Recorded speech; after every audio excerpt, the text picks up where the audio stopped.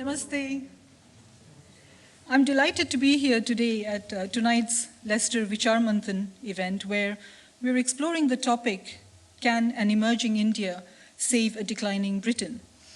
My name is Neela, and I will be your host tonight. Vicharmanthan, VM for short, is an independent voluntary organization which engages in open dialogue with members of the society and institutions. VM explores issues facing modern British society through a Hindu civilizational lens. Vicharmanthan is a phrase in Sanskrit to mean the churning of ideas or thought. VM is built around the idea that by earnestly exploring the toughest challenges facing current British society through varying viewpoints, each of us can churn out some deeper insight. VM has 5 chapters across the country, and there are many volunteers who give their time, skills, and money to make these events happen. We humbly request that you would please turn your phones on silent and refrain from taking pictures while the VM is underway. Tonight's format is as follows. Each speaker will make an opening remark, which will then be followed by a Q&A with the chair, and then we will open it up to the audience for further questions. The chair will end the program with some closing remarks. Without further ado, let me introduce tonight's chair, Raviji, who is part of the Vicharmanthan Leicester. So the topic tonight is, can an emerging India save a declining Britain? So in their opening remarks, our speakers will be trying to address, is Britain declining? Is India emerging? And if so, is India in a position to save the UK? Now, let me introduce our speakers for tonight. So on my left, we have Mrityunjay Guha Majumdar. Now, Mrityunjay has an extensive CV, which we will shorten. So having recently completed his PhD in the foundations of quantum physics, he's currently doing his postdoctorate in physics at Cavendish Laboratory at the University of Cambridge. He's also very politically active in his university.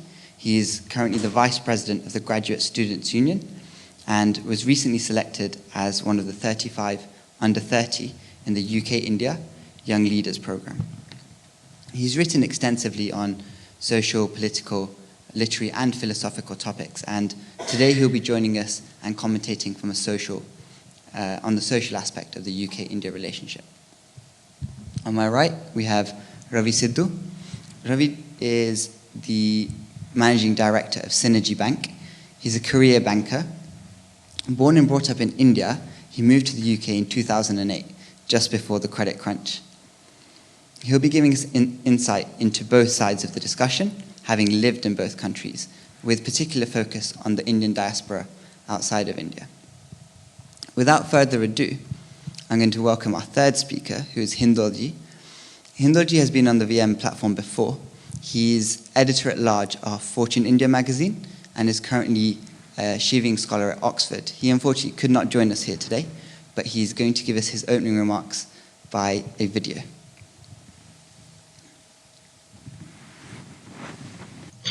Namaste, I'm Hindol Sengupta. I am joining you from Oxford, where I live and where I'm at the university. And I'm most pleased to join one more session of Vicharmanthan. I have been very pleased to join Vicharmanthan in America, where I used to live, and now here in England. I'm sorry I couldn't join you straight away on my own coming from Oxford to Leicester. I'm very caught up with a couple of really urgent things in Oxford. Otherwise, I would have joined you this evening at Leicester. But I'm still intrigued and delighted to participate in this wonderful conversation about the future of India and indeed of Britain and their combined future together. How can India, really, which is rising, help Britain? And I have a few thoughts which I want to put to you about that subject. My first thought begins with the idea that India and Britain, if you really look at these two countries, their economies are in a sense side by side. At the moment, the British economy is the 5th largest economy in the world, whereas India is the 6th largest economy in the world. But that might very soon flip over. In fact, many believe that this is the year, 2019 is the year, when India will become the 5th largest economy in the world and Britain the 6th largest economy in the world. This side-by-sideness, in a sense, has something very potent to tell us. What it tells us is, if India and Britain were to cooperate together, then they could really do wonderful things as far as trade and commerce and to build prosperity in both countries. They have many things in common.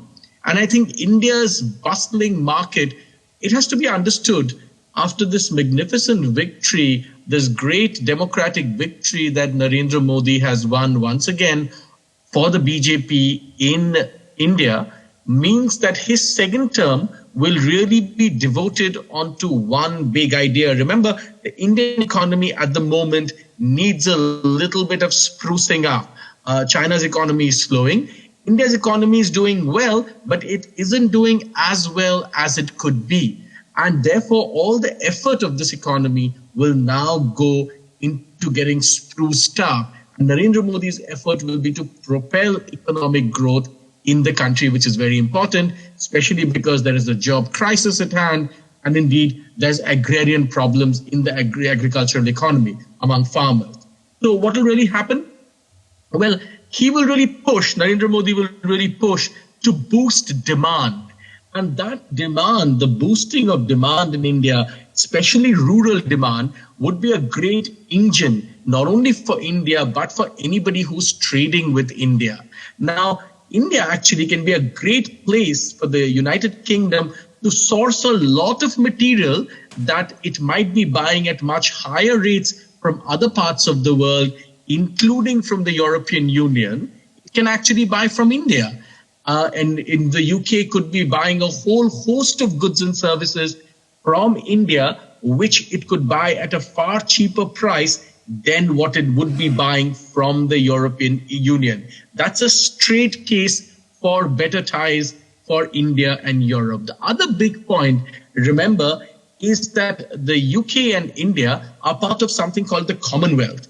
Now, the Commonwealth, which is made up of all these countries which were once part of the British Empire, so to speak, but of course there is a democratic avatar to the Commonwealth at this point in time. And that democratic avatar really means, if you look at it from the perspective of international power and influence, the Commonwealth is one place where India does not have to compete with its other two great rivals in the international arena, China and of course America, but especially China. Now, remember, the Commonwealth is a place where India does not have to live under the shadow of the hegemony of either the United States of America or China. Therefore, it's a very exciting place, in a sense, for India, which is a rising power, to engage itself, entrench itself in doing more business within the Commonwealth. And that is actually to great advantage to the United Kingdom, because, of course, the Commonwealth, in a sense, is a creation of the United Kingdom. So the leadership, of course, of the Commonwealth, in a sense, led by, in a combined sort of way, the United Kingdom and India, could do wonders for both economies and indeed for the rest of the Commonwealth. This is an arena that these two countries can, in a sense, dominate together and really spread peace and prosperity and great business and economic ties throughout the Commonwealth together and to the mutual benefit of both these two countries. The other big thing that I always think about when I think about India-UK ties is the importance of the place called London. Now, you have to understand that London is not just a place in the Indian economic imagination. Enormous amount of trade happens through London for Indian business. You know, some statistics say that most of the masala bonds, in fact, which are created, actually happen here at London. And that in London as a financial hub, I don't see its importance diminishing. Because remember, London is also geographically in a sweet place. It is just the right distance from India. It's not too far away. America, of course, Indians could do business in America, but in America is a bit too far away. And even today, culturally, many Indians are quite at home in London. So that's a very exciting thing for India and UK to really explore. Can Indian business do more and more work in London? Could London open its doors for India to do more and more business, especially in the financial services, with the city of London? The other great pillar of India and UK ties, of course, is the Indian diaspora in the United Kingdom. The Indian diaspora in the United Kingdom is about 1.5 million people, roughly 1.5 million people. And they contribute about 6% at the moment of the British economy, of the United Kingdom's economy. And that's a very large number.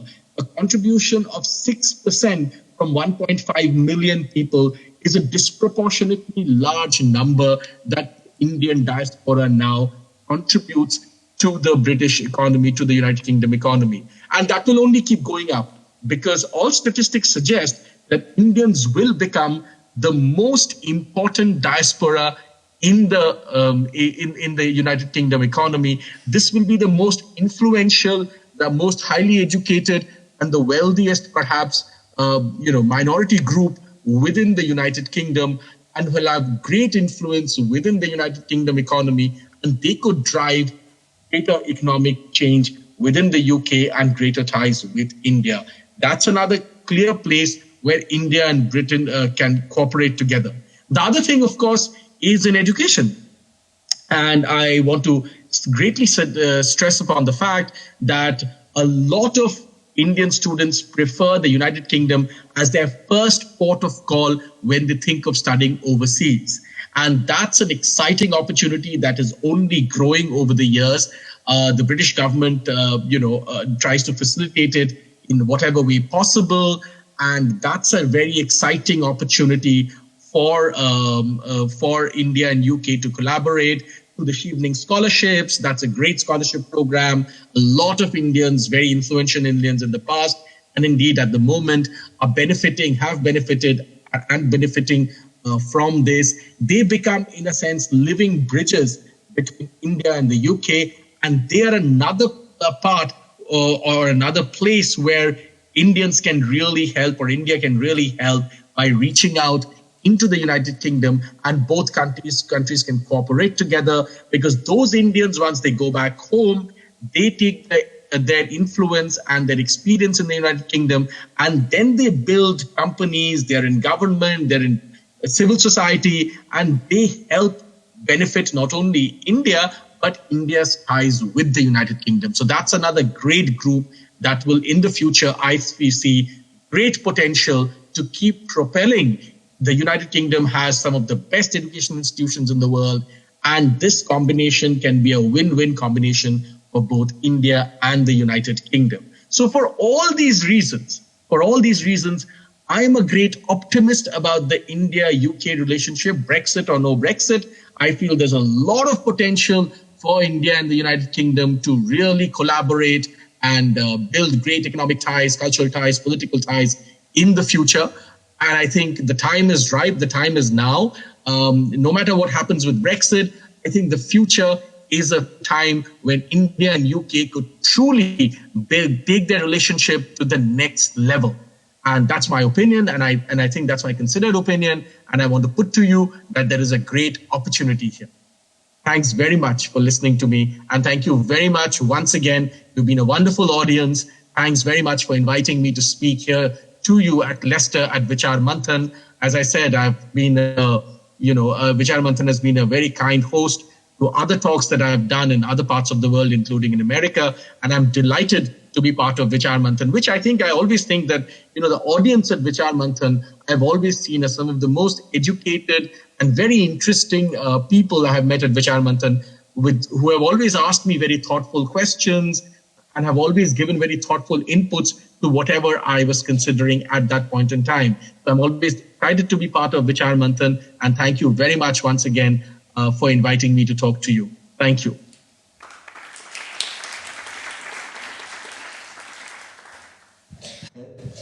little bit of cheeky pandering to the audience there at the end. I think there were quite a general opening statement, which, looking at our speakers, they're quite looking forward to getting their teeth stuck into. I'm going to hand over to Ravi now for his opening statement.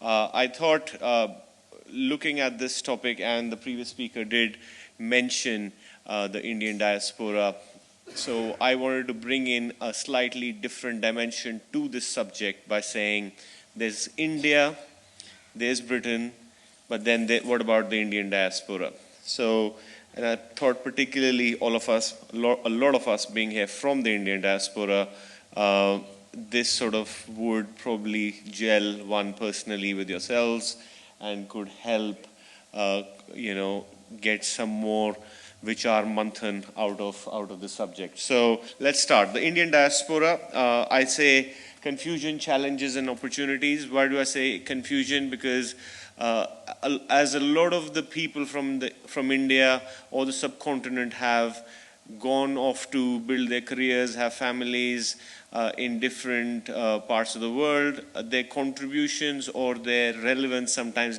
gets forgotten because they just, like to embed themselves in the local culture. So I am going to make a case for them. I'm not going to make a case for India shining, although India is shining and may it continue to shine. I'm not going to talk about these things. What I'm going to talk about is the people over here.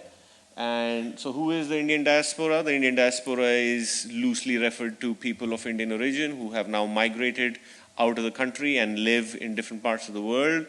There are many statistics, but the general rule of thumb is that this is about 35 million people who live in different parts of the world, so roughly 50% of Britain's population. So not an insignificant number. If you put them together in one, under one landmass, they could be easily a small country of their own.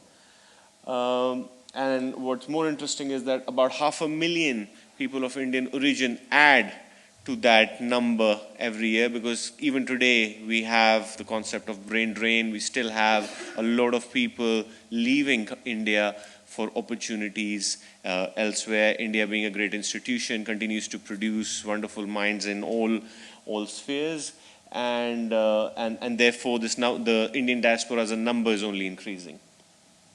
This is where these people are. I'm not going to go into the numbers, but effectively the 35 million people are quite well dispersed across the globe. A lot of us will know East Africa.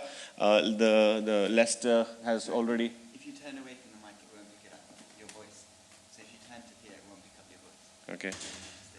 All right. Yeah, you have to use the screen in front of you. Okay. He's killing my thing, but anyway. He's doing a good job of it. Okay. How did they get there? Yeah? Sorry, I have to look. Yeah, all right. So, 17th century, the British Raj. Yeah, we know that.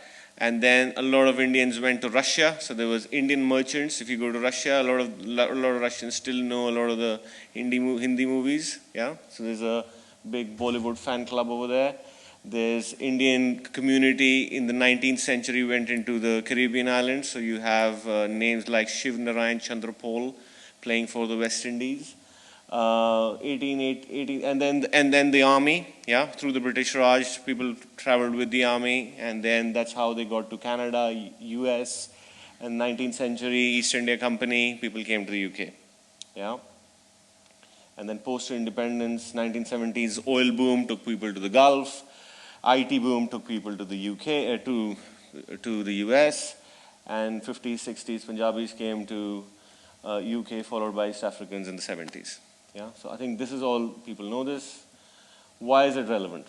Yeah, why it is relevant is that a lot of these people have a lot of political influence and they have political relevance. Yeah, some of these people, Keith Vaz from Leicester, these people are at the top of their game as far as the political arena is concerned. Therefore, giving them not just economic might, which I will come to, but also political might.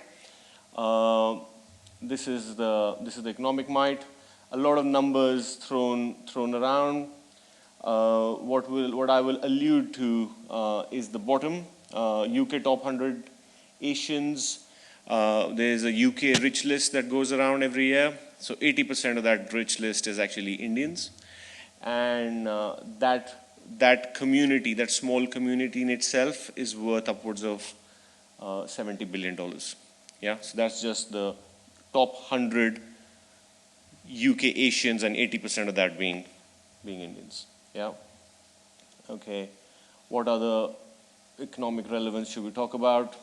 A lot of doctors, a lot of pharmacists, a lot of people who have 82% of them hold a bachelor's or a computer science degree. Per capita income, again, I was researching, some of my research was old. But the per capita income, as per some of the sources I got, was that it ranges between 80 to 90,000 pounds per person. Yeah, so now this could be a bit skewed, so I've done a graph in the end which normalizes this a little bit. So what I've said is, and this is just, okay, this is not accurate, but what I've said over here is Indian population 1.4 billion, Indian diaspora population 35 million.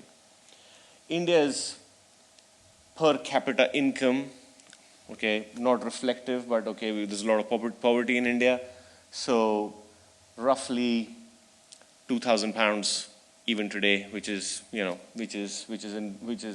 significant area of improvement. But this is again not adjusted for purchasing power parity, but stock differences. Okay, and I've said Indians living out of India per capita income roughly 50,000 pounds. I've brought my numbers down.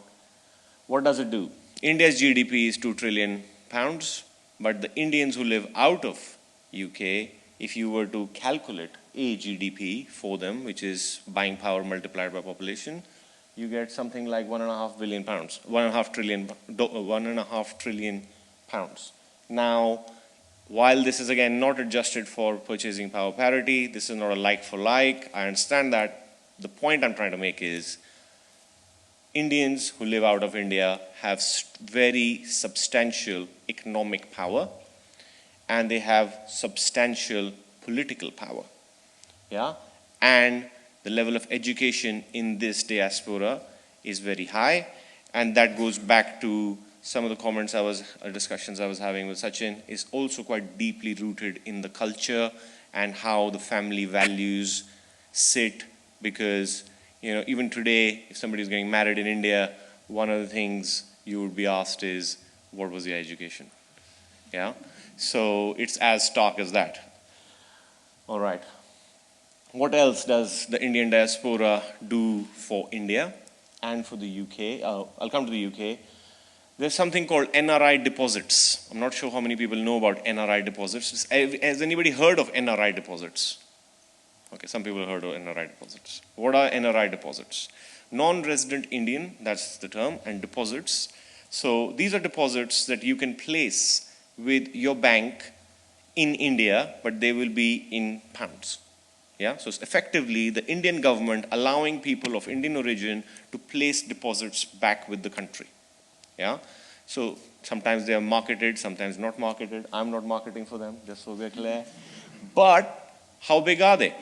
They are $120 billion worth of NRI deposits that you people place with India. That, okay, I'll come to this. That is 30 to 40% of India's foreign exchange reserves. So next time Mr. Modi comes here, do not be fooled.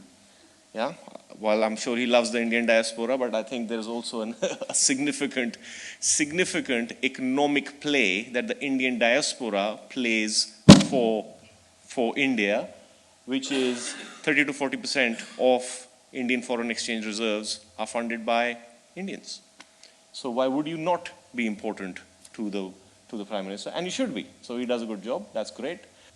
Remittances. Now we understand remittances. People send money back to India. I don't know why Indians living outside of India have this urge to send money back to India. Yeah, I send a lot of money back to India, and I have been doing since the time I left India. This is the single largest community which sends the maximum amount of money back to its roots every year. Yeah? The number again is close to $70 billion. Second being the Chinese, then the Philippines. So the linkage of this community to India is huge, which is why I wanted to bring them into context to say, well, actually, we cannot ignore the Indian diaspora from this discussion. What do they want? Why are they here? I think we know. I'm going to move. And concluding remarks. So what are the ideas of collaboration? I think the main point I'll leave with you is, I made the point that this is a wealthy community. This is a community that has strong linkages to India. A lot of wealthy Indians live in the UK, and a lot of these wealthy Indians have family back in India, and therefore they understand the Indian context very well. Well, at the moment, these wealthy Indians have British passports. So what is a better bridge between India and the UK than people of the Indian diaspora who have contributed to the British economy, who are British, and they are wealthy, successful, intelligent, and also have linkages and influence and political influence. And my submission is that the brand ambassador, there's no better local brand ambassador to India than Indian members of the Indian diaspora, whether they're in UK or any part of the world. And once we start the debate, my point would be, how can we get members of the Indian diaspora involved in the whole India-Britain context? Just some more stats. The Indian-Britain relations from an economic perspective could never have been better. The amount of foreign direct investment that's moved out from India, the highest amount of investment was made in UK, actually, last year. Second was the US. And the UK already is one of the top 5 countries that invest in India. I think behind US, Germany, Japan, and some of the planning jurisdictions like Netherlands and Mauritius. So there is already a lot of investment that happens on both sides. So that's by the by, and that's happening anyway. What I do feel is lacking at the moment is leveraging the strength of this diaspora to give that additional kicker which could take the thing a bit further. That's me gone. Thank you. You've been a lovely audience. Thank you very much. Really zeroed in on what's relevant for our audience. Hand over to Mrityunjay. Good evening, ladies and gentlemen. Today I address this key, relevant and pertinent issue of, can an emerging India save a declining Britain? Britain is poised to leave the largest trading zone in the world. Inflation is up 1.7 percentage points. National British income is reduced by between 0.6 and 1.3%. And not to forget, unemployment across the country has been reduced by 1.5 percentage points. This is the precarious position that the UK is in, UK being the country which dominated world politics and was administering almost a quarter of the world at one point. And I would like to posit that besides and beyond these terrible economic repercussions, there is social collateral damage that has happened. Britain is as divided as it has ever been. The Scots are not entirely happy. Many Remainers want a second referendum. Friendships have been lost, relationships have been broken. As per one survey, a third of Remainers, a third of those who wanted to kind of go with leave would not be happy if their relatives were from the other side, and there have been dramatic and drastic cases on that front as well. So there is clearly a clash of values, a tussle of cultures almost, and that is why I posit that Britain is on the decline. On the other hand, India has had its general elections, the largest political exercise in the world, and after 48 years has provided an incumbent prime minister with an increased majority. Brahmins or Pasi Dalits, Jatav men or Muslim women, Bengali artisan or Purvanchali laborers, all have voted together in this grand exercise of sorts. The country has breathed and lived as one. Home to at least 9 different religions, 1,695 languages, and so much diversity within the country, and it therefore is a unique specimen among the countries. And yet, it is also the perfect recipe for an implosion. So why on earth how on earth is it still together? What keeps the country and its people together? I like to believe that it is the spirit of India which stands on dharmic principles. Dharma comes from the word dhri and is related to that which upholds equilibrium and balance in society and the universe. In a world full of polarities, dualities, multiplicities, and differences, what can be regarded as an equilibrium, as a balance, as dharmic? When empiricism at the quantum level and philosophy alike hint to us that reality itself may not have an absolute value, then how can we demarcate this point of balance? To resolve this conundrum, the dharmic tradition does a highly sensible thing. It decentralizes the resolution of this dilemma.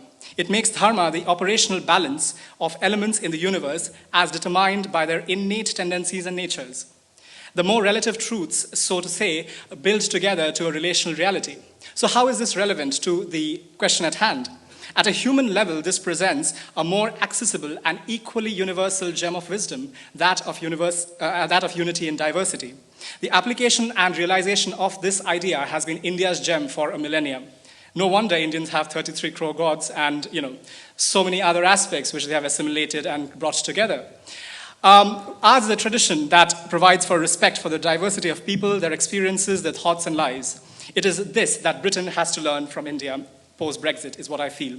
The principle of tolerance and inclusivity, not as superficially imposed or as tokenistic, but something which is deeply personal, something that comes from the identification of the truth in the inherent unity of mankind that transcends regionalism, class, gender, religion, and race. When it comes to topics of nationalism and how best to safeguard the interests of a nation citizen without forsaking the spirit of internationalism, it is all about balance, and yet it is a tenuous balance.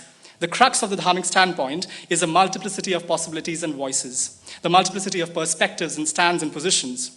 That which is dharmic accepts and respects and incorporates disparate voices into one. Dharma of any society, be it British or otherwise, is to try and represent, nay almost reflect, that diversity of people's reasons for wanting to leave, in this case, or to remain, or not even to vote, possibly. Today, the referendum seems to have broken the country through the middle, and I feel that voices of reconciliation and compromise are sorely needed. Voices of reason, dharmic voices. We need to maintain a goodwill with those people who we don't agree with. So the fact that Scotland today may not want to leave the EU or may want to have closer ties should not be a reason for it to seek independence. The fact that a Brexit party has come up to oversee the whole process of Brexit should not be a reason for us to closet them as hardline right-wingers. We need to engage to know their side, to see why we are where we are and what we can do with this. The UK needs to go forward embracing this multiplicity of voices and perspectives within it. And in doing so, I believe the UK and the EU may rise from this mess like a phoenix, truly building on dharma. Thank you. We'll pick up on some of the points that you brought up, but I just want to start with Ravi. So you were very clear that India is rising. Do you think England is declining? Define declining. Because decline could be social decline. So we'll leave the social to Mrityunjay for now. It could be economic decline. So we'll say economically and politically. By the stats I gave you, I would say if you look at it from okay, let me give you a banker's perspective, yeah? Yeah. The profit and loss account versus a balance sheet. The difference is a balance sheet is a view at a point in time, and a P&L is what happens over the year. So if you look at it from a point in time view, you could say, yeah, probably all the indicators are wrong, etc., okay. Also a question of, I am a half glass full person, so okay, that's one way to look at it, and that's an easy case to make. So I mean, that's pretty much an obvious statement, so I wouldn't really be adding much to the debate by saying, yeah, it's declining, so okay. But if you then look at it from a trend point of view, you would have if you had any country that had political instability, how could you reconcile economic progress with long-term political stability? That just would not happen anywhere. Look at any example, it would not happen. Yeah. So my question really is, if the political stability went away or the solution came out then in those circumstances, does Britain have the right ingredients to be a financial superpower? I think so, absolutely. Yeah, but we are at a point in time in the country's history where it is in a bit of a precarious position. That I accept. But I wouldn't really go as far as saying that it is declining. I wouldn't say that. Okay. So if we take this idea that you said that England does have the institutions, and certainly in the financial sector, to have the long-term stability. So if India is growing, does it have these institutions? In terms of, so socially, does it have these institutions? Right. So England clearly has the maturity in the long term. India seems relatively new in its development and growth. I think going back to the context of the elections, for instance, which have recently concluded, I think I do see a rising maturity in terms of the way people see certain issues and policies and the way politics works. And I say that because, for instance, there have been states where people have voted very differently in the state and the nation, for instance. So they look at it in a more case-by-case basis in some places, but also, having said that, there are lots of places where still parochial ways of kind of going about with politics still is there. There is casteism still existing in India. There is a lot of other aspects which are troubling. But having said that, I think going back to the point about Britain not quite declining, well, I campaigned for the Remain side in Cambridge. I was very active politically, going door-to-door campaigning. And I think that was very educative in a certain way and very informative, because the kind of people whom we interacted with on both sides of the aisle, they were very distinct kind of traits and things we saw from there. For instance, in terms of the demographic divisions which were there in the country, there were the ways in which people responded or even related to certain points being raised. There was a time when a Brexiteer slammed the door on our faces because he didn't want to hear how in terms of economics, in terms of various other political sides of things, given certain reforms on the EU side, this could be a project that they could continue with, for instance. So what I am arguing here is that Britain may not be as dramatically as on decline per se, but it does have certain kinds of fissures, so to say, which could lead to potential problems, essentially. Which you sort of pointed to in your opening remarks, and then you suggested that this idea of multiplicity or dharma is not a panacea, but certainly a solution we should look at. I think that's something which is coming from the discourse here as well. I mean, in terms of the indicative vote that happened, which was, there's so much of, indecisiveness in a certain manner, and not quite knowing what to go ahead with. How do you see that? Yeah. How do you see that idea being helpful in the challenges that the UK is facing? The thing is, for instance, even within the Conservative Party, right? I mean, if you look at the various factions which are out there in, wanting to get to power, there is Jacob Rees-Mogg, there is, the recent working Conservative campaign which has been launched. They would never probably, have an interaction with each other. Unfortunately, that's been the case in many places. I, for one, believe that there needs to be a united discourse on that front. There needs to be more dialogue on that front and, bringing together of a consensus. I, for one, would like to see, for instance, a second referendum on a confirmatory referendum, which could lead to people's voices also playing a role in this aspect. So if this idea of dharma came in, you think this dialogue would begin to happen? Well, I mean, you wouldn't have it as a dharmic thing per se. I'm not sure how much of a buy-in that would have. Yeah, but sure. I mean, in principle, in spirit, and in essence, I would say that's that's a sensible thing to do. So then, to sort of go back to your idea of the Indian diaspora and the influence that it has in the UK, do you think it has this sort of clout to bring these ideas to the fore of discussion? Yes, I think the Indian diaspora has the clout, definitely.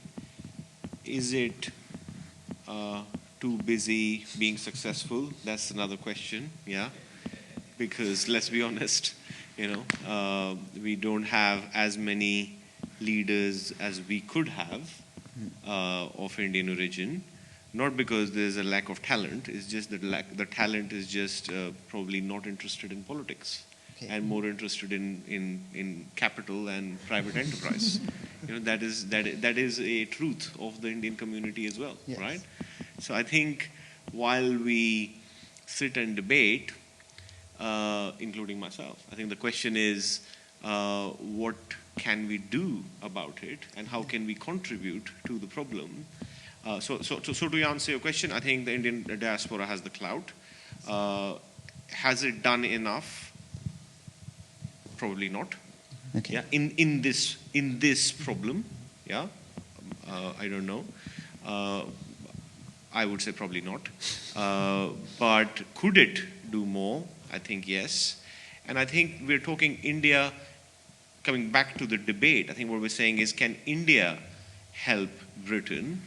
And I'm saying, can India and the extended India help Britain?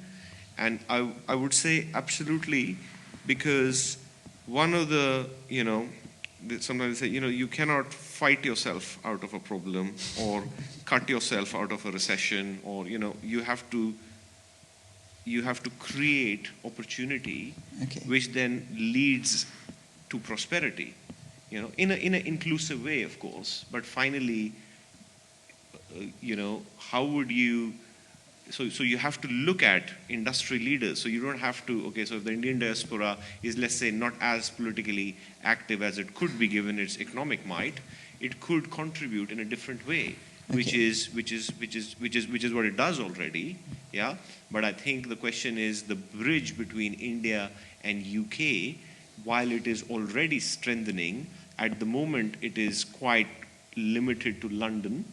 Yeah, yes. And I think that's where probably Britain needs to look at to say, well, actually, the UK is not just about London. Yeah, a lot of the FDI that comes into the UK is also about 60% of that comes to London. Yes. Yeah, and I think even if you look at Brexit, you had a London vote and a non-London vote, let's just say. So if for the purposes of this discussion we include the extended Indian diaspora as part of India, then in typical VM fashion, to throw your question back at you, how do you see the Indian diaspora becoming more active or having more influence? What's the path that you would imagine? I would say first is trade and capital dialogue. When you have, you have representations happening from both sides. Usually, you will have trade delegations go to India, and you do see leaders of Indian community. So it already happens. It does. I wouldn't say it doesn't happen, but I think what happens is people go there. They go and meet their political friends. It's like they go there and don't really achieve much, and they come back. But actually, if you think about it, the two countries are at a different stage of evolution. Yes. India has a young population, and the UK has an aging population. So, for example, nursing home. Find me one decent nursing home, like an elderly care home, in India. You won't find any. Okay. But in the UK, that's like a multi-million pound business, or I would say a billion pound business. Yeah? And could you impart some of that knowledge and capital and the know-how to India, invest it there, and therefore, one, you would enrich the country and the problems that a young population does not know of, but it will face them at some time, so you would help them create the infrastructure. Similarly, IT. I mean, India does all the business at the moment with the US. There's no reason why they can't do it with the UK. They already do a lot of business in the UK. A lot of the fintech growth that's happening in the UK, and UK is seen as one of the leaders in fintech. Where is the Indian tech in that fintech? I don't know. Yes. So I'm going to... If I may just step in here, I think we're going around with trade, which is obviously very important, but I think there's also this thing about soft power, which comes from, taking the tech thing one step further in terms of science, for instance. I mean, I being a student of science, I think there's a huge kind of Indian population within that. I still feel that Indians sometimes don't own up to the things they do in science, for instance, and that's a big problem that I have particularly seen, which is that, in India we have a lot of good research institutions, especially, places like Tata Institute of Fundamental Research, and they have done really good work. But what I don't see is India owning up to what it has done in a certain way, on so many levels. I mean, in terms of communicating it to the, the students or the people on the ground, that soft power being used potentially. And I say this specifically because science diplomacy, which is also something which I've been interested in, is a very, very powerful way to kind of go ahead in today's generation. I mean, you have heard about the Large Hadron Collider, for instance, which had an international collaboration for years, decades actually, how that could be leveraged, that could be used in a certain manner. And I think on that front, India has a lot to offer, I would say, even going beyond trade and, the various other, aspects of that front. I mean, I think that's also one thing I would like to raise. One thing I'd like to pick up on is this idea that you said that the UK has these institutions or skills or experience in certain industries. So if we look at insurance or law or the nursing home sector. Now, India, at least in its infancy, was a relatively closed economy and still to some extent is. With your sort of finger on the pulse in the political scene in India, do you see this opening up in the future? I think from 91 it has opened up, significantly. I think with, so I was going through the respective manifestos of the parties this time because I, for one, like to argue on the basis of policies and not on, necessarily passionate rhetoric and, that's important as well, I guess. But the thing is, I think in terms of the economic policies and plans, in terms of taxation, in terms of how they have a plan to make it a $5 trillion kind of, economy by, I think, 2024, I think. So there's a plan in place for doing that. They do want to open up certain kind of legislations which they see as encumbering on investment in various sectors. So I think these are things which the BJP, which is the party that has got to power again, has definitely highlighted in its manifesto, and so actually, in fact, did the Congress. So there is a collective kind of understanding of this reality, the need for the expansion of the economy, and then to reallocate it among the people. So when I say that it's the growth of the economy, it's not at the expense of social security or welfare schemes, which is what again is dharmic, which is that you have to kind of understand that the weakest link has to be also looked at in the country, and how the development of the country can be looked from that perspective as well. So just delving more, and I'll open this out to both of you, is India going to open up specific sectors? So, for example, the law sector is closed. The insurance sector, which, as you said, with such a young population, the insurance sector in India is completely immature to almost non-existent. Now, is it going to open up these specific sectors that the UK is so very good at? Well, I haven't looked at the exact profile of things which they want to do, but I am sure these particular aspects of it, I think they have a group of advisors who have recommended, there's a document which has been circulated. I think there are very specific priority points which they have looked at, and they want to there are, I think, 24 of them which they have mentioned, and they want to kind of develop on those fronts, and I think these also, as far as I recall, do. And is it looking towards the UK? Okay, so I have had this discussion on certain Commonwealth platforms. Yeah. I think there is a bit of a dissociation with the idea of the Commonwealth. And the reason for that is obvious because of, some people call it go so far as to say that it's a colonial hangover. They want to actively dissociate from it. But having said that, the UK has been a very important part of our, international policy.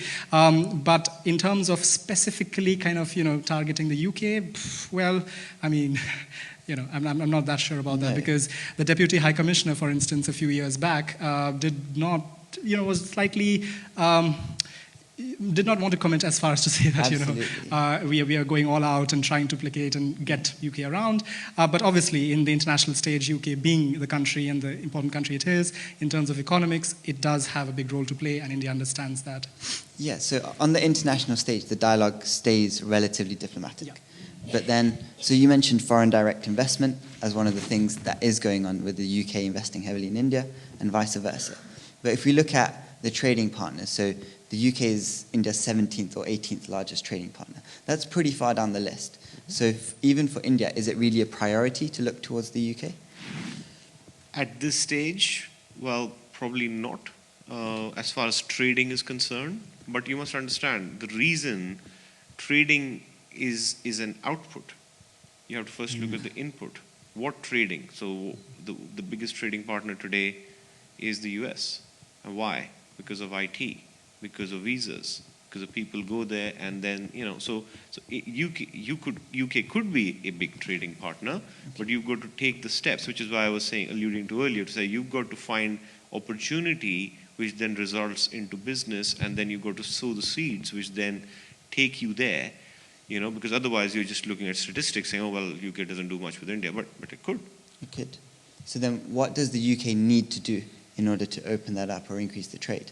I think what's happened in the past, and this has, so UK has, I think, taken on board the financial prowess or the financial power that India today presents and the big, consumer market that it has. I think that's quite clearly understood in the UK.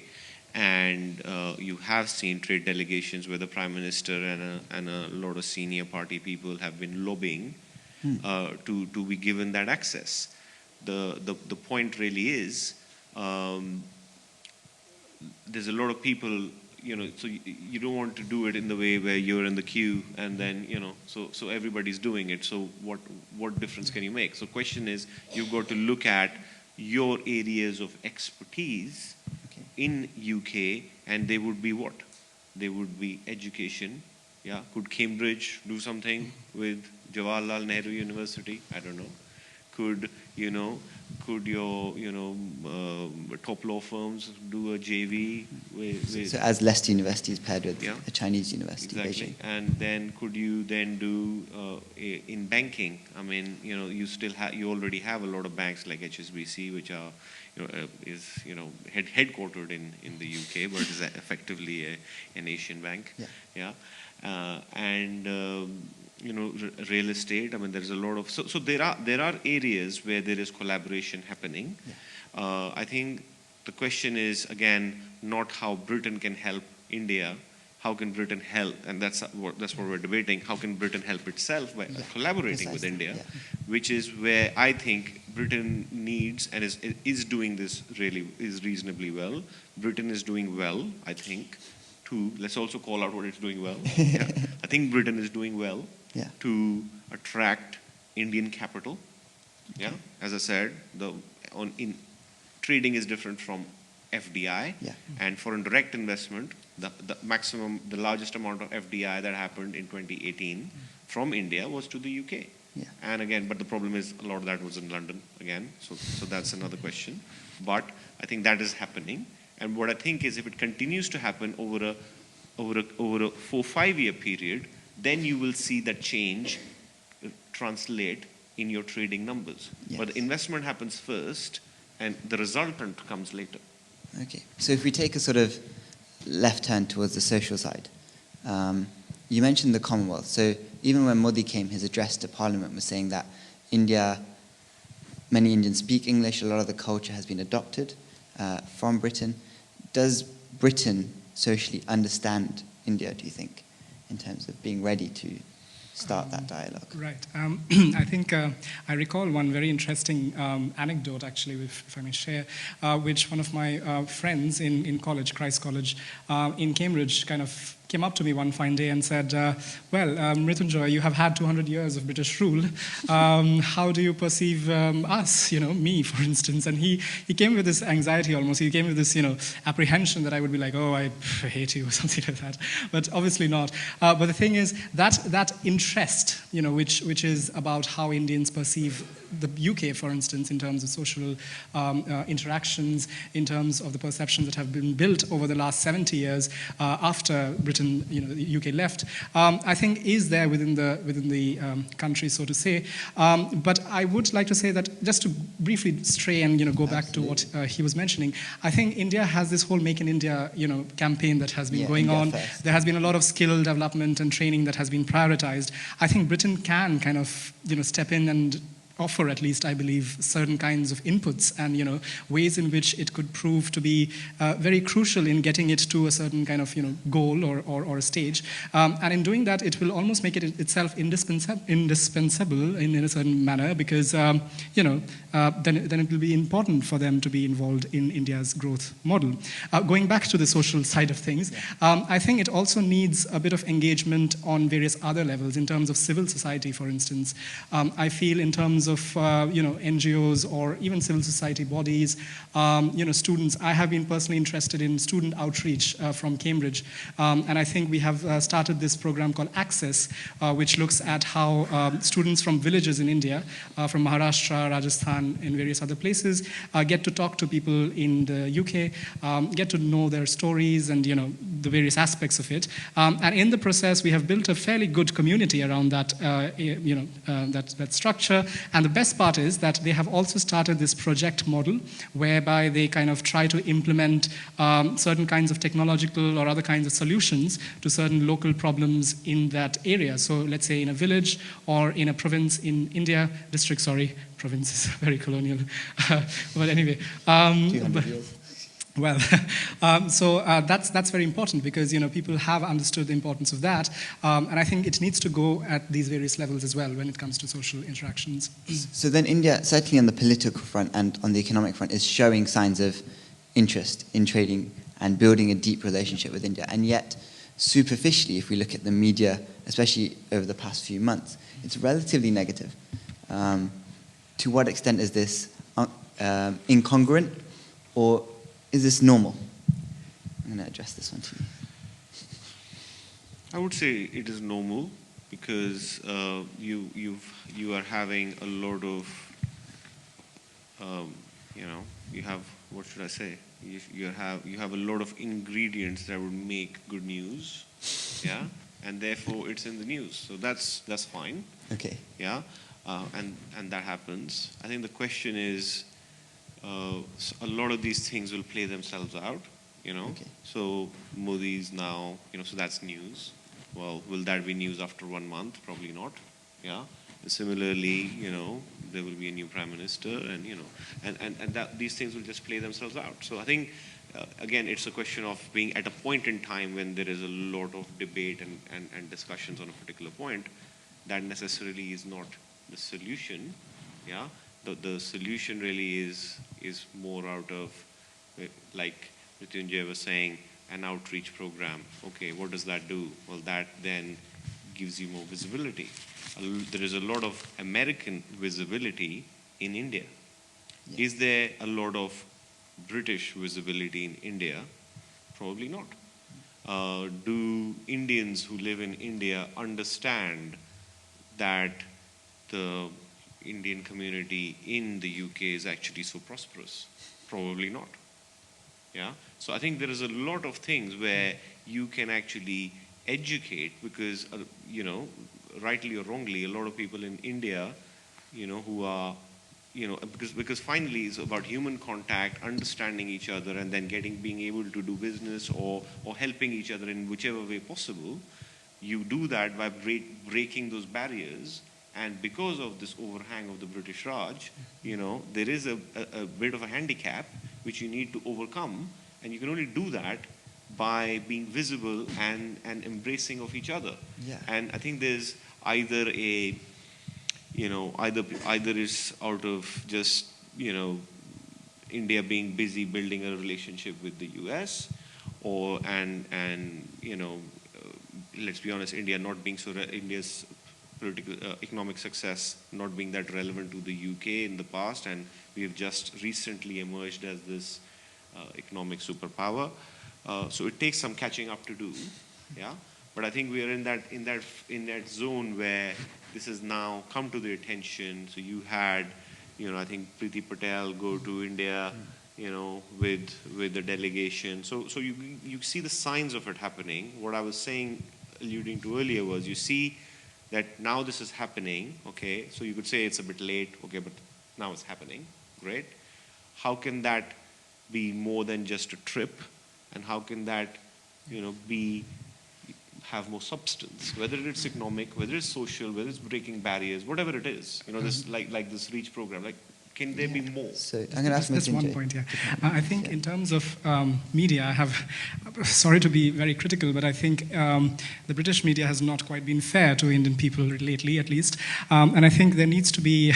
There seems to be a certain kind of way in which certain news channels. I'm not going to name them, but the way in which they project Indian masses and Indian ways of functioning and politics to be so homogeneous. I mean, they think of, the Hindu nationalists coming to the fore, for instance, and, people having this whole ambience of envy and, what do they use? Fear and envy, I think.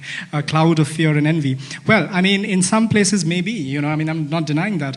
But by and large, you can't have a country as big as India with, the population of India being, brainwashed or whatever they may, call it, to go in a certain way. So when Indians, and I have interacted with Indians from India, and they are absolutely not happy with that because they feel it's unfair on thinking Indians, and on Indian people, essentially, on Indian realities and how things develop, social, aspects and political aspects. And I think on that front, I would really like to see some change because, it's not a one-way thing. We can't keep on glorifying what's happening in the UK or narrating, certain kinds of things without expecting them to be fair on us as well. So, sorry to be very critical here, but I think that's a point that I have kind of seen in recent days.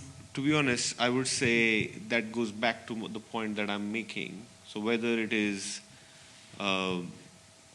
just lack of understanding, or whether it is somebody thinking their opinion is more privileged than somebody else's. Yes. Okay. But the point really is that the distance, what Indians believe the reality to be, and what is being reported, if that is not consistent, and then it only means that you are actually quite far apart. And how can that divide be reduced? You can only do that by more engagement. If you do things on a desktop and you do google.com, you have one result. And then if you go and you go around the country and you're visible and you find out because you engage and you witness problems directly, that's a different reality. So there's an information gap between where Britain thinks India is and where India thinks India is. I wouldn't say in every sphere, but yeah, you could say in this case, and there is a preconceived notion on the BJP. Okay, yeah. Right. So which reflects in if I may just step in here. Just one point. second. Yeah, sure. So we're looking at the Indian diaspora as a sort of bridge between the two. Yeah. Now, very important bridge. In Britain, there's a sort of emphasis on how important is it to preserve our language, our culture from India, and to what extent does that help us to facilitate and bridge that gap? So. Yeah. No, I think. I don't think it's a lack of information because people have people out there on the ground, engaging with people on the ground. I think, and sorry to put it this way, but it has political kind of, aspects to it. And I say that because even in India, you see that, there is this whole term called Lutyens' Delhi media, essentially. And even today, they project things a certain way, and as we all know, knowledge is power. And if you misrepresent, if you project things in a certain manner, you tend to develop a discourse which directly affects the politics of the country and the way in which the country moves forward. So you have an immense, huge responsibility when you have those kinds of outlets, that kind of reach essentially. And I think that is where more, I don't know, again, thinking out loud here because, I don't think any of us has a solution per se, but I think in terms of having more representation across the board and not forgetting that the media is the fourth pillar of, democracy, and they have to be a bit, away from the political side of things. And, we'll have to have a discussion on that front. I think it's a very important point, and more so because of fake news, which has, been a big thing in India.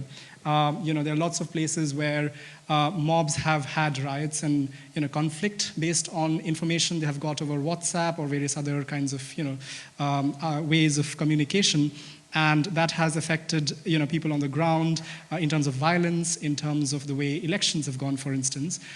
So all of this comes under this whole idea that information, media, communication with the masses, and how you engage with them is of absolute importance, essentially. So we've kind of picked three things. One is that Britain is in a shaky place in its history, if not declining. India is, to some extent, growing. And Britain needs to do something, or the Indian diaspora in Britain needs to do something to bridge this gap, to benefit both.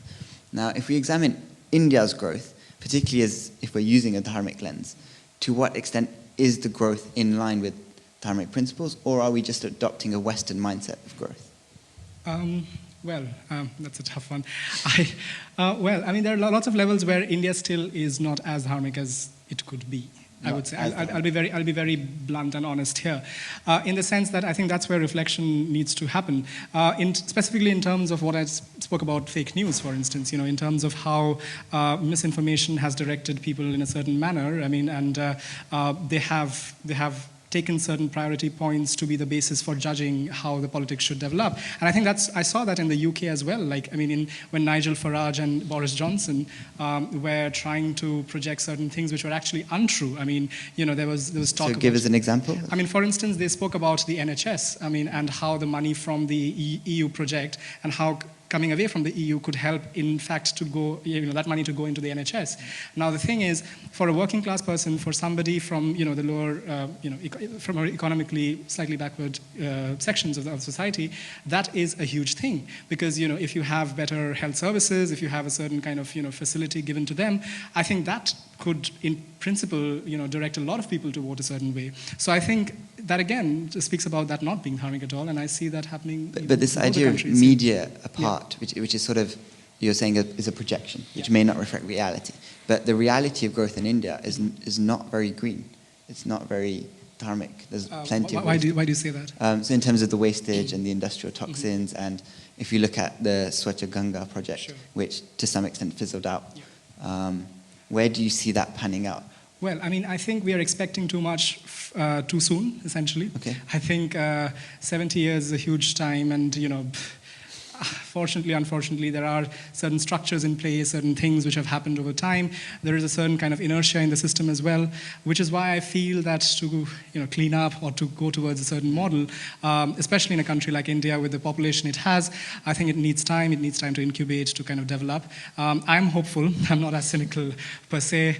I have seen certain kinds of things happening in Delhi, for instance. I mean, it's a different government. It's the Aam Aadmi Party. But in terms of how the various cross-sections of society are helped in the education sector, in terms of how sustainable development models in recycling and various other kinds of aspects of it, how vehicles are kind of managed on the roads, traffic and all that. It's a slow process, and I feel that there is hope. But let's see how. Would you like to come in on this one? Yeah. So your question was, are we seeing the dharmic principles being applied to India? Are you seeing India just adopt a Western model of economic and capitalistic growth? Okay, so I would answer this in two ways. I fully support, obviously, the dharmic principles of the society and the culture completely. Are we becoming a very capitalistic society in India? I think absolutely, yeah. I mean, let's be clear, the poverty gap in the country is embarrassing, yeah. There is no concept of socialism in the country. Yeah, there isn't, right? I mean, you go to Mumbai and have you ever been to Mumbai? I just came back from Mumbai. Yeah. So while you land in Mumbai, you go over the largest slum in Asia probably, or maybe second largest in the world. Yeah. People live in a slum over there even today. Sorry, I just. Yeah. So to that extent, I think. Again, my point really would be there are, again, a lot of good quality social principles that happen in the UK. Yeah, although people, crib about the NHS in the UK, there is no NHS in India. Yeah, if you have to go to the government hospital in India, I mean, I'm not sure how many people had the privilege. I certainly have. So it's not a very interesting place to be. Yeah, and they are grossly underfunded. Yeah, and if you then have to go to a private hospital in India, I mean, that's not an easy experience on your pocket. Yeah. Yes. So it needs to be careful. Yeah, the country needs to be, and that's where you hope with the Modi government. A lot of these, I agree. A lot of these problems are a function of it being a developing country. Let's not forget, we are still a developing country in India. And the leadership we've had, let's just say, not the only recently have had the kind of leadership, we would like to see for a country like India. So, there is a lot that has not been done, yeah. as a result of which you have seen development happen at the higher echelons of society. You have now started seeing the middle class participate over the last 20 years, and that trickle-down factor, unfortunately, is not months or years, it's decades. So it takes a long time for that money to go down. It's a function of education and the social structure. All of that needs invigoration. But my point again being, that's where Britain can play an important role.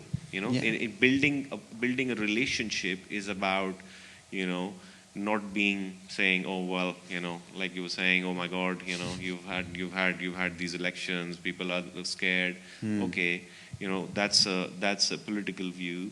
What is the real view? How can you actually add value? That piece of information or news adds no value. Thank you very much. Thank you for a lovely panel discussion. What I'd like to do now is open it up to our audience for some Q&A. So there's a mic going around at the back. So if you have a question to ask, just stick your hand up. In terms of your proposal regarding nursing homes and adopting a UK model and actually applying it in India, for me personally, I think the beauty and symbolism of India is protecting their own and that moral and kind of dutiful imperative that you don't place your own family members in nursing homes. So do you think that model would actually work in India? I think, let's be honest, India is changing. So this whole thing of, there's this lovely movie called Bagban. Have you seen it? Yeah? Where Amitabh Bachchan feels so bad because he's been placed in, his son is not keeping him. And, so that's very romantic and very nice. But the fact of the matter is, Indians are moving to nuclear families. They are, no longer joint families. Joint family is an Indian concept.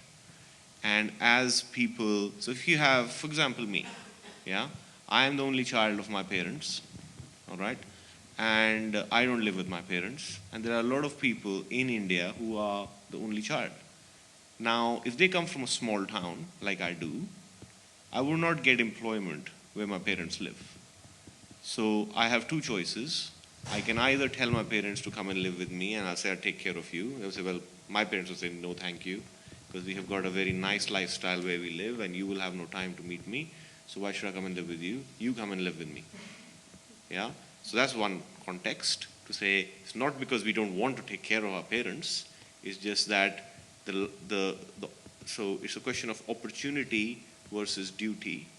Yeah. But is that capitalism again? Yeah, but India is going that way. That's just not me. This is not about me. India is becoming capitalistic, and India is already very capitalistic. What is not said, what I'm saying is, it is at the moment underestimating the problems capitalism brings. Can I just step in here? Just one small point. I think in Delhi, for instance, there was this whole thing about mohalla clinics and how the public-private kind of partnerships have come to the fore. I think India, being the country and with the population it has, I think we need more nuanced discussion on this front because I don't think I agree with you completely that the UK model per se being just plonked on top of India will never work because it's a very different demographics, it's a very different kind of country, which is why I think in terms of implementation and realizable things, I would say the PPP model is something which has worked in some places. There has been Ayushman Bharat and various other schemes that have come to the fore where insurance is given for medical purposes. I think it's a mixture of these various aspects which could definitely be the steps in the right direction. If I was to just finish the answer, so my point really was, I'm not suggesting you should have now a lot of nursing homes in India, but what I'm trying to say is, should you have some nursing homes? Because the point is, at the moment, we have none. There is nothing. So if you were to have a situation where some people, it's like a hospital, right? So a nursing home, what about people who are disabled? What about people who have mental health issues? What do we have for them? We have no, so it's not a question of, do people want to send their parents there? That's a personal choice. Should the infrastructure be in place? Should you have that need? That's the point I'm trying to say. And what I'm saying is, the UK has got that experience. Can it lend that experience? And then you can you can mold it to fit the Indian context, that's fine, but we have, as India, has got something to learn from the UK on how elderly care is done. Okay, so I'm going to ask you to pass the mic on so that all of our audience members get to ask a question. Just got one more question. No, question. please. Thank you. You've had 2 questions. Thank you.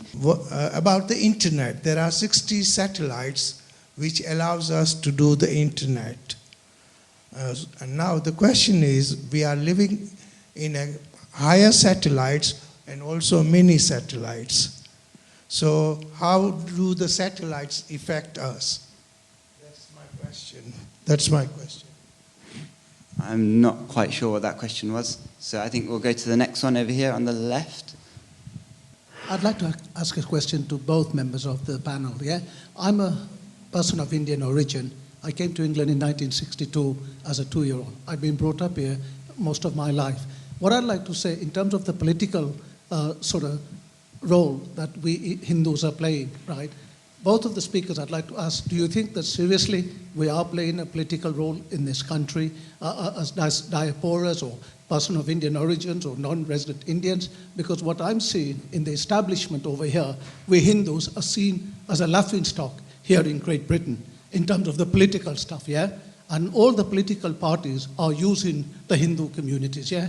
And also back home, our own community don't see us as part of the Hindu community anymore, because I myself am lost, and I think a lot of us are lost, but we don't admit it, and we don't talk about real issues that affect us. When the other speaker was talking about nursing homes, I think what she was trying to say, in terms of dharmic values, we would never put our parents away in these nursing homes or care homes. Most of the care homes in this country are owned by our own community, and they run them very badly, and that's a fact. You have to just look at CQC reports, what comes out when Asians take over care homes. Thank you. So I think the first question was, how much of a vital role does the Indian diaspora play? Because it seems on the ground to the gentleman that it's not particularly pertinent or prominent. But I think, okay, again, we don't have to agree on every point. I don't really think the Indian diaspora does not play it does not have a political relevance. I think it actually has a substantial political relevance, and it has a role. I think it doesn't want to play, as I was saying earlier. I think the Indians are too busy making money and doing other stuff. I mean, they just don't have the time. But could it play a role? Absolutely. But you would not see, even today, an Indian family, how many mothers are going to tell their children to go become a politician? They will say, go become a barrister. I mean, that's just how the culture and the Indian community is. And that's just how I was brought up as well. So the point is, if you told I'm going to be a banker, my parents would be really proud of it. If I said I'm going to do something in politics, it's going to like, this guy's lost his mind. So it is, and that has improved, that is improving. And I think you just need to give the community time to come there, and it sometimes just takes some communities longer than others. But I think one is, it is a choice, if the community really feels, not included, then you've got to do something about it. I think the Indian diaspora in the UK has been really fortunate, and has had a lot of opportunities and have been very successful. And are, I think, a minority community, which in my view is very highly regarded, respected, and appreciated. That's my view. It may not be the right view. Right. I mean, I think I've been fairly closely associated with certain organizations. I think, and there are people who have come to the fore in terms of representation. So the key point is that Hindus, for instance, in this case, have always had a community. It's not that they didn't have a community, but in terms of having representation in the places that matter, I think that's where the change has to happen, as you rightly pointed out. And I think on that front, people are changing. There are councillors, for instance, across the UK who have been, Hindu councillors who have been elected. There are voices for the parliament and various other positions as well. And not only that, there are bodies which are trying to bring change on the Indian front as well, being here. So, in terms of creating a certain discourse and trying to look at various aspects of this issue.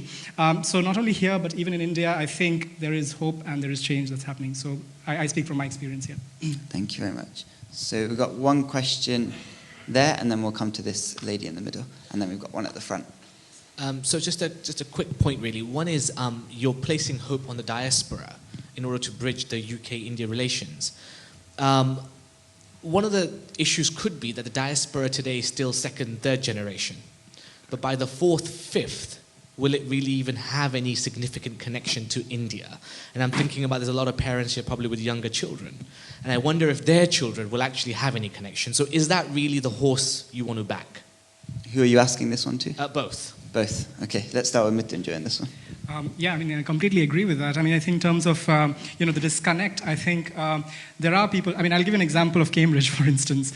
You have the Cambridge India Society, Cambridge University India Society, which is only, well, in name Indian. I'm sorry to, put it that bluntly. But in terms of the events they have, there is very little Indianness in it. They'll have garden parties, they'll have various other kinds of aspects to it. Me being on the committee, I kind of tried to make it thematic, like in terms of the independence and thereafter certain kinds of themes which relate to India. But otherwise, there is nothing much Indian per se. So I think that is a reflection of certain other aspects in the broader community, which I completely agree is a very, very legitimate point. And I think on that front, there are again organizations which are trying to kind of bring change, trying to kind of keep them rooted, so to say, in a certain way, even though they are so far away essentially from the country. And I think that's very, very important as well. So the question is, do you think in 3 generations the Indian diaspora will even be connected? Okay. One, it's a little bit crystal ball gazing, because who knows what's going to happen in 3 generations, so that's one. The second thing is, I think the point is relevant. I think I do agree that a lot of parents feel that the next generation is probably not as connected with their roots as they would like them to be. I can understand that, but at the same time, it's a bit unfair. So for example, I'm quite well connected with my Indian roots because I spent 28 years of my life in India. So I would be connected. All right. Now, if I say my son needs to be equally connected, he should speak Hindi, Urdu, Punjabi fluently. So the question is, what level of connection are we talking about? Define connection. Yeah. Knowing the name of all the Bollywood actors, is that connection? Knowing the cricket team by heart, is that the connection? Or are we saying, can we keep the value system alive, the Indian value system, even if they go for parties? Okay, fine. They live in the UK, they don't live in a village. Why would they not go? So the point is, you've got to be real about this, because otherwise it can just become a theoretical discussion. The point is, what can be kept alive? Can the Indian value system be kept alive? Well, it has been kept alive if you think about it.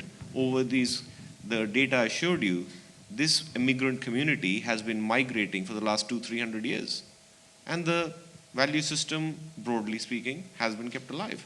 Yeah, okay, you have the whole issue where the next generation and the next generation after that is going to feel a bit more detached, and that challenge is there, clearly.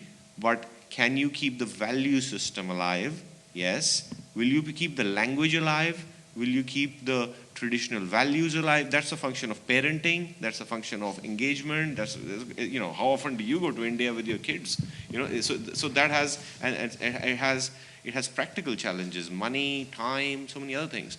But I do believe that the value systems are very deeply entrenched in our thinking, and I think it's quite possible to keep them alive. Basically, the motor industry has taken a big hit here with the Brexit issue. So has British Steel. Can India help Britain in that way to build the industry back, solidify it? And the other side of the coin is India has a lot to offer in terms of culture, in terms of art, in terms of tourism. Can Britain do anything to liaise with India on those terms? Yeah, we'll start with Ravi. That was a few questions. We'll start with the motor industry. Motor industry. Yeah. Okay. Now that's not a Britain-India problem. The problem over there is that manufacturing has been gradually leaving Britain, and it is becoming a service hub, a consumer economy.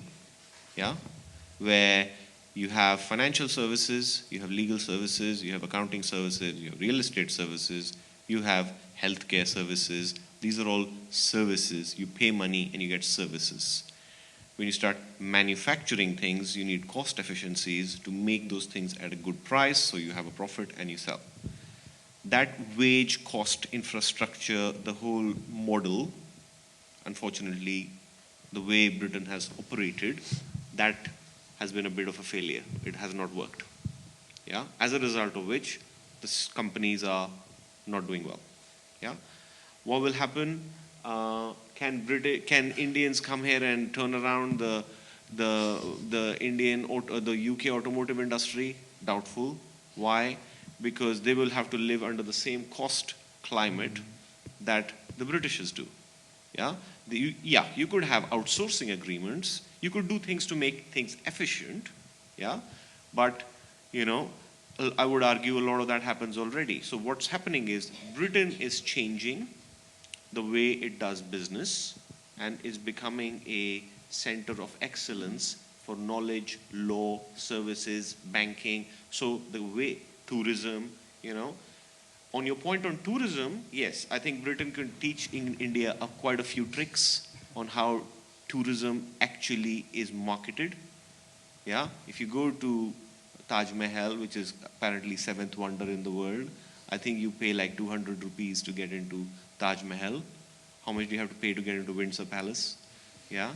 So, I'm just saying, if you go inside Windsor Palace, Taj Mahal, the quality has improved, but at one stage it was in Fatehpur Sikri. If you go near Taj Mahal, tomb of Salim Chishti, it is in the ruins. Yeah. So, yeah, there are, again, you got to look at it half full. There are opportunities. India can't, you can't, beat a donkey into a horse, right?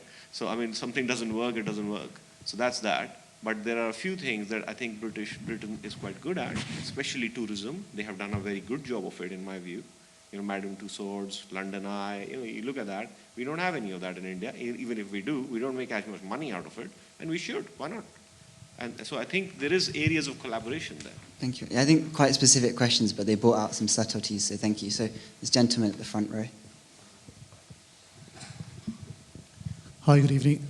In the context of one of your points that you made about irresponsible media, or rather showing India in a negative light, I'd like to ask both of the experts here that how progressive or how responsible is Indian media itself in projecting an emerging India in the way that it should be, so that if it's the vehicle for showing what India is about, how relevant is Indian media and press, and how responsible is it, and perhaps is it perhaps more liable than an asset?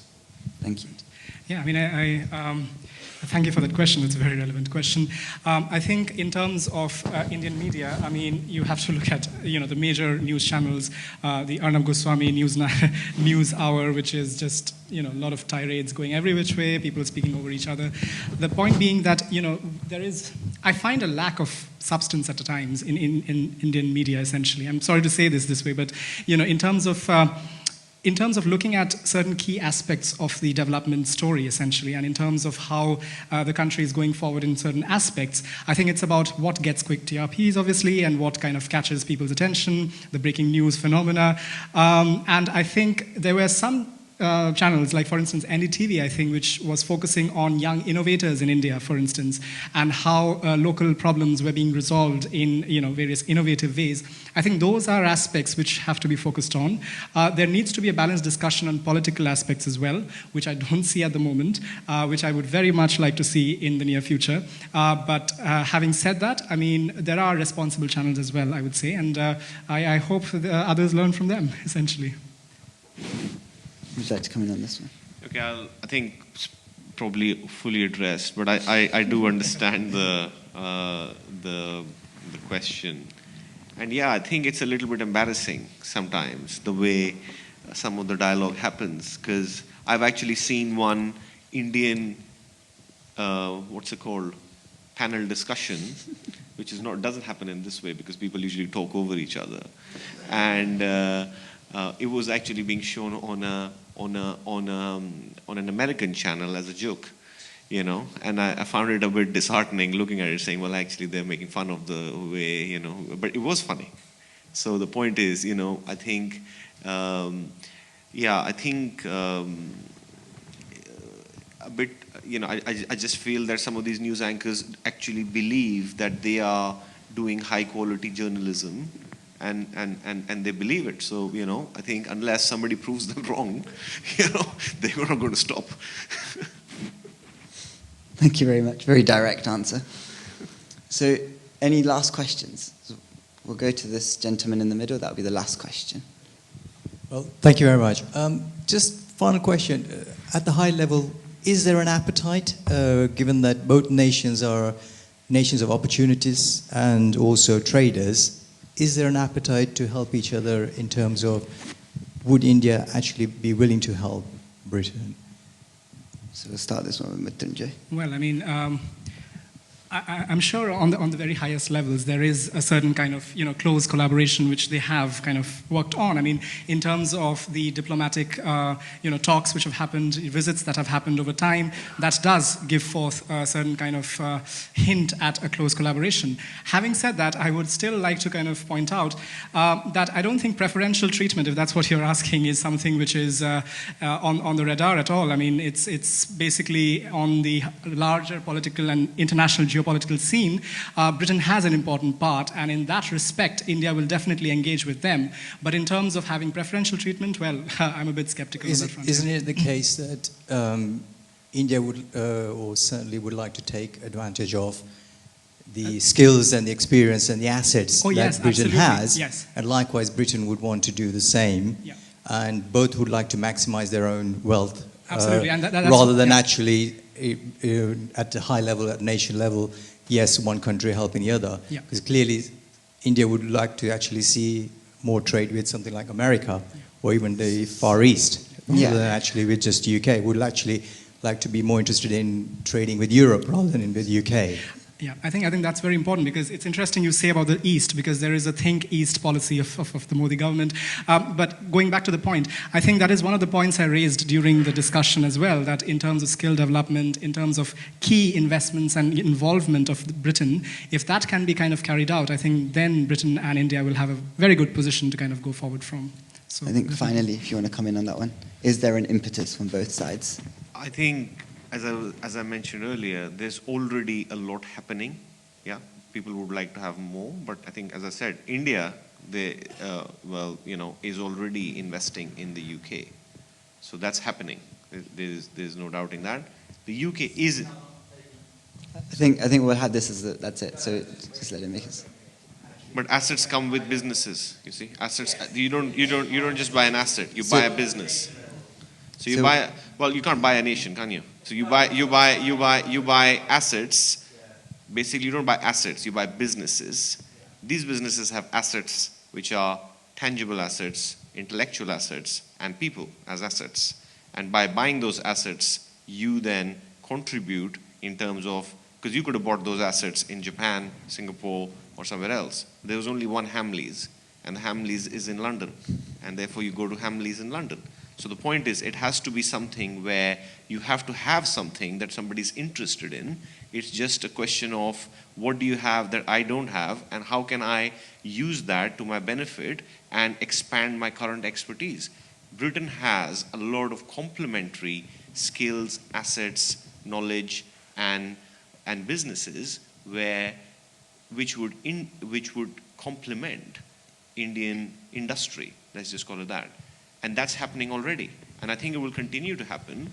But the question is, going back to the point made earlier, was I think a lot more dialogue and engagement needs to happen, not just on the economic level, because that's got nothing to do with, let's be honest, it's got nothing to do with any politician. That's just Indian entrepreneurs and British entrepreneurs being entrepreneurs. Yeah? And that will just continue to happen. Yeah. The question is, can it be facilitated further by, Britain playing a role in the emergence of India and thereby being a solid partner? And I feel the Indian diaspora, who understands those nuances, who understands, like the lady was mentioning, okay, so we would never do this, okay, but would you do something else? Yeah, so that perspective and that nuance is quite important, which is where the diaspora, and the gentleman mentioned, a lot of these, these care homes are managed by Indians, okay, well, you then probably know what not to do when you set it up in India. Could you impart that knowledge? The point is, is there could we learn from what's been done already? And I feel, these will be my concluding remarks as well. I think my point really is that the Indian diaspora, having lived in the UK with Indian value systems, then has a big strength when it comes to, and can become quite key when it comes to bridging that gap, because you would exactly know what Britain is good for, like education, like law, like medicine, like banking, finance, accounting, and you would know exactly what Britain's not good for. And so you would cut to the chase fairly quickly. As well as making inroads and bridges, you would understand how business happens in India. There's an etiquette. There is a way to do business in India. You just don't go and barge into the door and then think that next day you sign the deal. That's never going to happen. And it takes the Babu culture to find its own way. All right. So the Indians know how that works. And what I'm trying to say is that's where this could be facilitated. And yeah. So yeah. I hope that answers your question. Yeah. So that's all we've got time for in terms of question and answer. We'll have final concluding remarks, unless you've already exhausted them. I think I've made my point. You made yours. So Mrityunjay, with your concluding remarks, and then I'll summarize. I think throughout the discussion, I've said that on multiple levels, engagement has to happen. It has to happen in organic ways, in which it's not only about buying assets and having certain kinds of things out there, as important as that is. I mean, completely, I am cognizant of that. But I think it has to be supplemented by other kinds of, as the gentleman pointed out, other kinds of training, other kinds of engagement and involvement of both the countries in each other's sides. And I feel that this is the age where India is coming into its own after 70 years in a certain way. We have to take that prerogative, essentially, and initiate certain kinds of aspects to that, essentially, and see how this can be done in a manner which is more a partnership and not really someone giving something to someone else. I mean, UK giving to India or India giving to UK. It is a coming together of equals here. We have to go forward with that at various levels, including economics, including society, including political science of it as well. So I would conclude with that remark. Thank you very much. So just to sort of bring that down to a funnel, we've sort of explored almost every facet of this discussion. And it seems that there is a relationship between Britain and India. It's not a special relationship. It's not an exclusive relationship. And it's certainly a relationship that needs a lot of work. I think something you almost touched on is that the responsibility that the Indian diaspora has. So if we have the ability and the capacity, which we clearly do, then now are we responsible for building that relationship and developing it on both sides? Becomes a very interesting question. I think we'll call it a day there. Thank you very much to both of our speakers tonight. Thank you to our lovely audience for being here and supporting us, and I'll hand over to Nilaji. I hope you found tonight's VM interesting and had the chance to reflect on a modern understanding of the relationship between India and Britain. This will provide all of us with much food for thought. VM fundamentally is all about exploration of idea and not just about giving you solutions. We hope we have given you enough information and insight into taking this into your homes, workplaces, and carrying on the manthan in your lives. Please join me again in thanking our expert witnesses, Mrityunjayji, Raviji, and Hindolji, and also Raviji for chairing the event with a big round of applause.